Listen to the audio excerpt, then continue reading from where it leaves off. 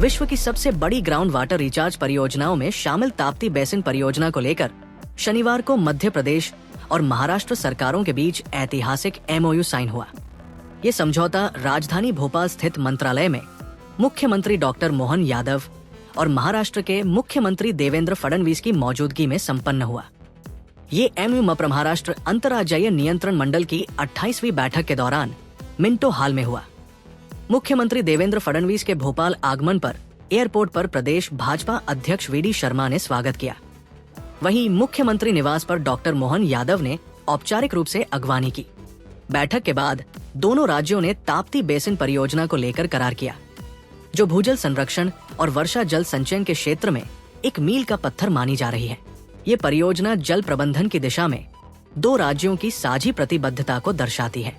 महाराष्ट्र के मुख्यमंत्री देवेंद्र फडणवीस ने ताप्ती बेसिन परियोजना पर MP महाराष्ट्र समझौते के दौरान कहा कि 25 साल बाद दोनों राज्यों की बोर्ड बैठक हुई है। पिछली बैठक साल 2000 में हुई थी। उन्होंने कहा कि मोदी सरकार के आने के बाद ही राज्यों के बीच जल समझौते दोबारा शुरू हुए हैं, जिससे न सिर्फ परियोजनाएं आगे बढ़ी बल्कि जल संकट से निपटने के प्रयास भी तेज हुए। फडणवीस ने कहा कि ताप्ती बेसिन परियोजना से मध्य प्रदेश और महाराष्ट्र दोनों राज्यों को बड़ा फायदा मिलेगा। उन्होंने बताया कि महाराष्ट्र के अकोला, अमरावती सहित 3 जिलों में जहां खारा पानी है, वहां अब स्वच्छ पेयजल उपलब्ध हो सकेगा।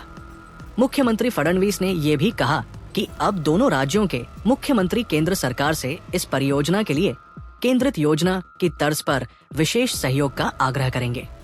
मुख्यमंत्री डॉक्टर मोहन यादव ने कहा कि ताप्ती बेसिन परियोजना के साथ ही दोनों राज्यों के बीच एक नए अध्याय की शुरुआत हो रही है।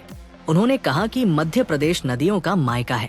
यहाँ 247 नदियां बहती हैं और अब गोदावरी और ताप्ती से जुड़े प्रोजेक्ट्स पर मिलकर काम किया जाएगा। उन्होंने कहा कि इस परियोजना से खंडवा और बुरहानपुर जैसे क्षेत्रों में पेयजल संकट से राहत मिलेगी और ये प्रोजेक्ट निमाड़ के लिए जीवन रेखा साबित होगा।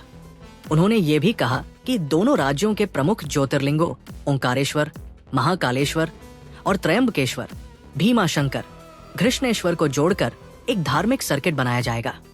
इसके अलावा कॉरिडोर विकसित करने पर भी सहमति बनी है।